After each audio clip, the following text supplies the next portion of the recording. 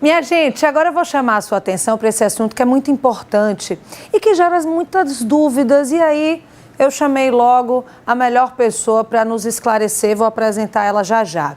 É o seguinte, uma resolução do Conselho Nacional dos Direitos da Criança e do Adolescente sobre atendimento a vítimas de violência sexual estabelece um protocolo específico em caso de gravidez após a violência sexual. Para esclarecer essa alteração, eu vou conversar agora aqui no estúdio com a Glícia Salmeron. Ela é ex-conselheira do CONANDA, presidente da Comissão da Infância e Adolescência do Instituto Brasileiro de Direito de Família. Primeiro, preciso te agradecer pela presença. A gente estava falando aqui de bastidor, são 40 anos aí. Quase 40. Quase 40 atuando, 40. Né, no direito, em prol de uma vida melhor para crianças e adolescentes. Vamos primeiro falar dessa resolução, né? O que é que muda? Bom, para falar da resolução, é preciso que historicamente a gente explique que já existe uma regulamentação por lei, seja no Código Penal, seja no Estatuto da Criança e do Adolescente, que prevê e garante que crianças e adolescentes vítimas de violência sexual, que sofrem estupros, e, portanto, nós estamos falando de estupro de vulneráveis, de meninas que, na sua maioria, são violentadas intrafamiliar por pessoas próximas da família e que engravidam. A lei já prevê o aborto legal. Então, é disso que nós estamos falando e que data de antes de 2020. Portanto, em 2020, o CONANDA já havia se manifestado junto com o Conselho Federal da OAB, da Ordem dos Advogados do Brasil. Naquela época, eu presidia a Comissão Nacional da Criança e era conselheira federal pela OAB de Sergipe, e o Conselho Federal de Psicologia. Previa o quê? Né? A legalidade daquele ato que foi a situação da menina lá do Espírito Santo, que precisou se deslocar para o estado de Pernambuco, para Recife, para que o aborto fosse feito. Por força de quê? Da necessidade e do risco de vida daquela criança, daquela menina. E é por isso que o aborto foi feito, né? Foi polemizado num período onde a gente vivia uma situação emblemática no Estado brasileiro. E, portanto, isso vem sendo discutido ao longo desses anos, e aí eu estou falando ao longo porque parece que a história da infância se perpetua ainda naquela lógica do Código de Menores e de que meninos e meninas são propriedade da família e não são sujeitos de direitos, como prevê a Constituição Federal, e aí eu estou falando também do artigo 227 da Constituição Federal, do Estatuto da Criança e do Adolescente e da Convenção sobre os Direitos da Criança, que o Brasil é signatário. E, portanto, essa resolução do CONANDA, ela não é uma resolução que se discute nesse momento tão somente. Ela vem regulamentar aquilo que a lei já prevê e que os órgãos públicos se omitem de fazer, que é dar a devida assistência àquela menina, àquela criança que interrompe a sua fase, né, de ser um sujeito em formação, uma pessoa em situação de desenvolvimento física e psicologicamente, para se tornar mãe, quando ela não é uma mulher para ser uma mãe. Isso quando ela não é obrigada pela família a conviver com aquele abusador, com aquele estuprador, que muitas vezes é alguém próximo da família e que tem uma condição socioeconômica um pouquinho melhor do que a da família dela. Eu estou falando das meninas que são trocadas ou vendidas. E eu estou falando disso para que a gente entenda que a situação dessas meninas que são estupradas no Brasil, né, a cada 6 minutos uma menina é estuprada. Fora os meninos. Elas precisam ser assistidas, seja pelo serviço de saúde, seja pelo serviço de assistência social, seja pelo Poder Judiciário, pelo Ministério Público e pelo sistema de justiça. É o que a gente chama, né, a garantia de crianças e adolescentes a terem fortalecido esse sistema de garantia dos direitos da criança e do adolescente, como prevê a Constituição, o princípio da proteção integral e o Estatuto da Criança e do Adolescente. E aí vem as figuras dos conselhos tutelares, as figuras dos conselhos dos direitos, que é na sua composição formado por entidades da sociedade civil e por órgãos do governo, secretarias. Vem a figura do Ministério Público ao fiscalizar e garantir a proteção dessa menina e do Poder Judiciário. O que nós temos ainda no Estado brasileiro, e aí eu estou falando do meu estado, do estado de Sergipe, é o menorismo. Ainda se pensa meninos e meninas, e aí a menina, né, que é violentada sexualmente, a partir de uma lógica machista, de uma lógica de que a menina, ela engravidou. Portanto, por uma questão ideológica, e aí no Estado que é laico, que a Constituição diz que é laico, a gente não pode colocar a questão ideológica se sobrepondo à vida de uma menina, que tem o direito de ser criança. E ter o direito de ser criança é lhe garantir o direito de não ser obrigatoriamente mãe de outra criança, sem sequer ter condição física de uma gravidez. É disso que a gente está falando. Aqui nós mostramos um caso que me marcou muito, dentre tantos outros, de uma jovem. Você que está em casa, que acompanha o Cidade Alerta, vai se lembrar também. Ela, aos 11 anos de idade, foi estuprada e engravidou do avô, marido da avó. Já tinha exame de DNA comprovando que este homem era pai. Ainda assim, este homem não respondeu a nada, nunca tinha sido preso, até essa história chegar para a gente. Quando essa história chegou para a gente, essa criança já tinha 1 ano e 2 meses. Ou seja, essa menina de 12 anos, à época, tinha 11 no abuso, 12 quando nos procurou, veio nesse ato de desespero, porque era obrigada a conviver com esse abusador. Se para garantir o direito ao aborto após o abuso já é tão difícil, o Estado acompanhar esta jovem, essa menina grávida, tem sido muito complicado também, né? E a gente está falando de um estado de Sergipe que tem 75 municípios só, estado pequeno. E os municípios não conseguem dar conta desse acompanhamento. A gente tem uma dificuldade imensa desses processos judiciais terem celeridade. Hoje a gente tem um centro de referência de atendimento que funciona na maternidade Nossa Senhora de Lourdes e que possibilita, minimiza e reduz a revitimização com o atendimento dos profissionais que lá estão, para a perícia técnica, para o encaminhamento.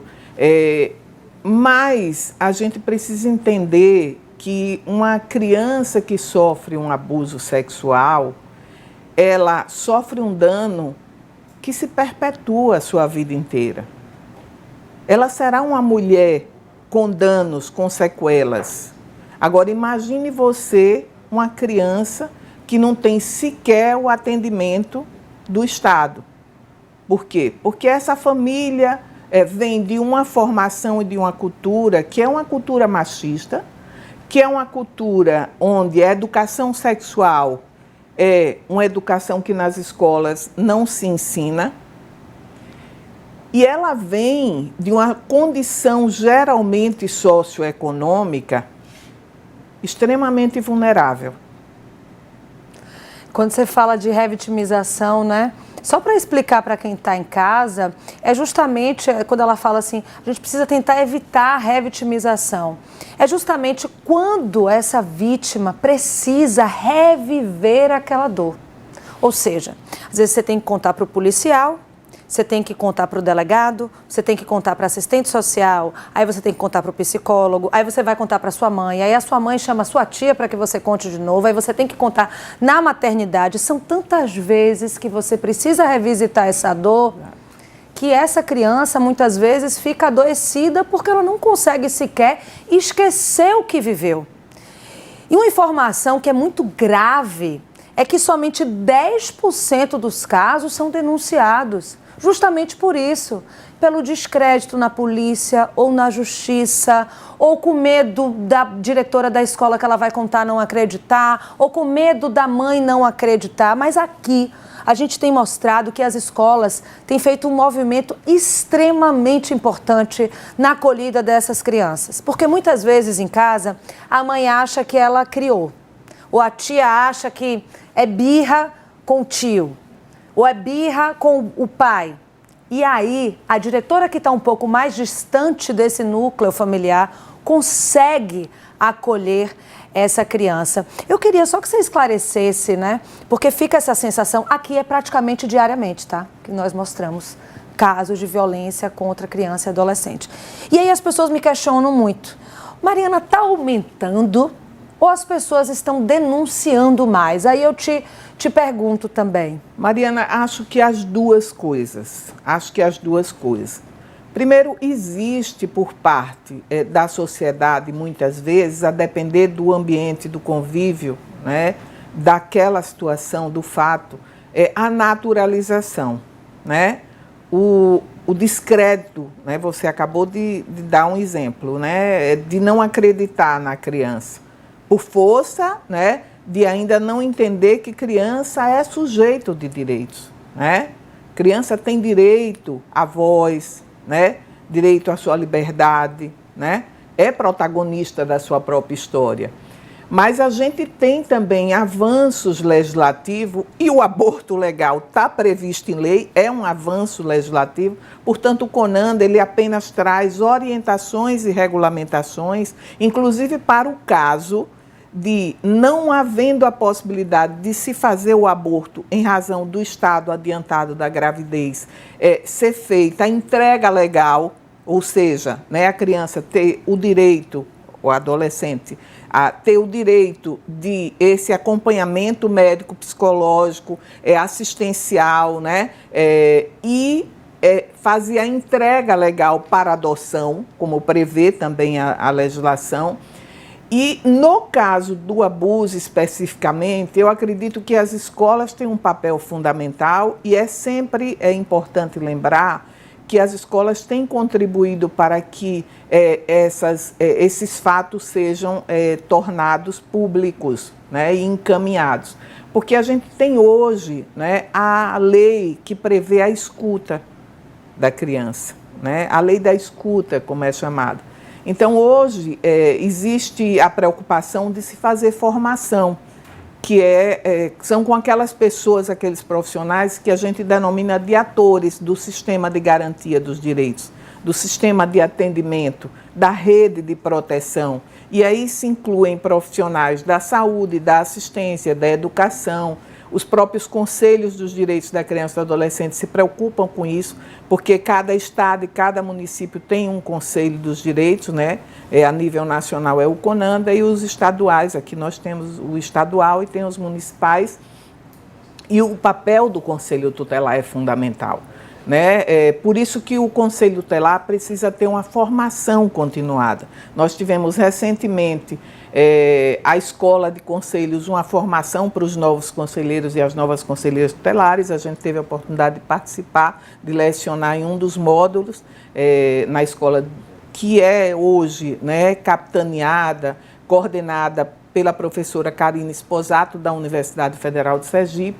E a gente tem o Comitê Estadual de Enfrentamento à Violência Sexual, que hoje eu integro na coordenação colegiada, pelo IBDFAN Sergipe. E tem o Comitê Nacional, a gente vai ter um congresso em maio, inclusive, e a gente vive diuturnamente discutindo essa pauta, né? Com a delegacia especializada, com o Ministério Público através da Coordenadoria da Infância, a Coordenadoria da Infância do Tribunal de Justiça. Mas o que a gente precisa é que vocês que fazem parte dos meios de comunicação passem a informação e façam isso de uma forma que esclareça a sociedade, entende? Que faça com que as pessoas compreendam que o CONANDA não é inimigo da infância. O CONANDA tem o dever, tem a função de formular as políticas públicas junto com o Estado, assim o Conselho Estadual, assim são os conselhos municipais, e que a Constituição Federal hoje assegura, hoje não, desde 88, que a sociedade faça parte através dos movimentos sociais, mas que na hora que você exerça qualquer função dessa pública, você precisa deixar na porta, né? Você precisa deixar de fora a sua ideologia religiosa. Você precisa entender que o Estado brasileiro é laico e quando a gente fala de direito de criança e adolescente, a gente está falando de um sujeito de direitos. A gente não está falando de um feto. E eu não tenho nada contra, né, aquelas situações em que a família e a própria menina, a gente teve, não tem muito tempo, uma consulta sobre isso, que a menina queria ter a criança porque ela ficou grávida com o namorado. E ela queria, a mãe não queria, e o Conselho Tutelar nos consulta às vezes. E a gente se reúne em rede para orientar corretamente. Quantos anos, não é a nossa essa opinião. Menina? A menina tinha 13 anos. E o menino? O menino 16. Em um município do interior, aí, onde nesse não caso, tem a delegacia porque ela é menor de especializada. 14, Pois é, mas isso. acontece Mas aí que tem situações que você precisa sentar com o Ministério Público. Só para eu explicar para quem está em casa, porque é muita informação mesmo. Então, assim, o que ela está trazendo para a gente, para que a gente aprenda na prática? Porque com o exemplo da prática é que a gente entende o que é. Ela está dizendo o seguinte, a situação é uma menina de 13 que consensualmente teve relação com um namorado de 14, é isso? 16. De 16 anos, tá? Na teoria, no direito, diz que menor de 14, mesmo consensual, é estupro, mas ali todos identificaram que existia uma relação entre os dois de algum tempo, de que foi tudo consensual, aí nesse caso tem uma união ali de força, né? São dois adolescentes. Nós estamos falando de dois adolescentes onde a gente não trabalha a educação sexual, porque aí a gente vai trabalhar aí, se tem que discutir, né? Por que não existiu aí os métodos preservativos? Por isso que a gente precisa dialogar com o adolescente. Porque a vida de um adolescente... Já é outra vulnerabilidade, né? Que não chega, a criança já nasce, né? A criança já nasce. Uma criança que mama no peito da mãe, ela tem um sentimento de satisfação. A gente precisa falar cientificamente, mas falar de uma forma que a gente encontre solução, como você traz, numa situação prática. E aí, nessa situação, o que ficou definido? Se essa menina vai ter garantido o direito de ter esse bebê, quem vai dar assistência? Quem vai fazer o acompanhamento? Se ela sai de uma família, de um município para outro, e ela não tem essa família lhe dando assistência. Primeiro, ela pode ir para o acolhimento institucional, que pode ser um abrigo, uma casa-lar, né? E que hoje, no estado de Sergipe, está regionalizada, são consórcios, alguns municípios, né, que têm o abrigo. E ali ela vai ter que ter a assistência da saúde, né, o equipamento social, a assistência social, a saúde. Ela tem que ter o direito de ser garantida, ela continuar estudando na escola, continuar na escola. Tem que ser conversado com ela se ela vai fazer a entrega legal ou não dessa criança, se ela vai criar, se ela vai ficar com essa criança, mas ela precisa ser acompanhada. Então, você veja como é tão complexa a situação. Ninguém está dizendo, e o CONANDA não está dizendo, que todas as crianças que ficarem grávidas, obrigatoriamente, a gente vai ter que, né, convencê-las a abortar. Agora, se você se refere a uma criança, a um adolescente que tem um problema de saúde grave e que, se der continuidade a essa gravidez, essa criança corre o risco de vida. Aí já é um outro cenário, né? São vários cenários. Meu diretor está me pedindo para encerrar. Você que está em casa já sabe, né? Eu ficaria com ela aqui até o final do programa, porque eu tenho um assunto e pergunta que não acaba mais. Eu queria muito falar de uma coisa, só para encerrar, desde já te agradecer pela presença. Minha gente, eu conversei aqui com a doutora Glícia Salmeron. Vocês estão vendo, né? Uma aula em cada pergunta, em cada fala. Parabéns pelo trabalho, parabéns pela luta. Não é fácil quando a gente está falando de ideologia, quando a gente está falando de criança, quando a gente está falando de direito. Eu só queria que ficasse esclarecido para quem está em casa uma outra questão, e aí a gente encerra, meu diretor, por favor, que as pessoas misturam direito, ideologia e muita coisa. Caso, por uma questão ideológica ou religiosa, esta adolescente, esta criança decida seguir com a gravidez, a gente precisa desmistificar que entregar uma criança para adoção é um ato de amor e não de rejeição. Quando você decide adotar uma criança, aquela criança não necessariamente estava desamparada. Ela estava sob tutela do Estado, ela estava alimentada, ela estava cuidada, ela estava assegurada pelo Estado. Então, se você, por um acaso, tem alguém na família passando por isso, uma pessoa que está grávida e por uma questão religiosa quer ter a adoção, entregar para adoção é um ato de amor, né, doutora? Veja, é uma situação que você precisa ter um acompanhamento, né, permanente com essa gestante. Uma outra questão é que a entrega legal ela vai contribuir para que não se faça adoção à brasileira. Porque a adoção à brasileira ela faz com que essa criança, né, perca, quando se torna adulta, o direito de descobrir qual é a sua origem biológica. E isso é fundamental. As pessoas, quando elas se tornam adultas, muitas vezes elas querem buscar a sua história de vida. E eu tenho situações dessa, né? A gente já mostrou. A entrega legal, ela faz com que você garanta esse direito a uma criança que é adotada. Muito obrigada mais uma vez, muito obrigada, viu?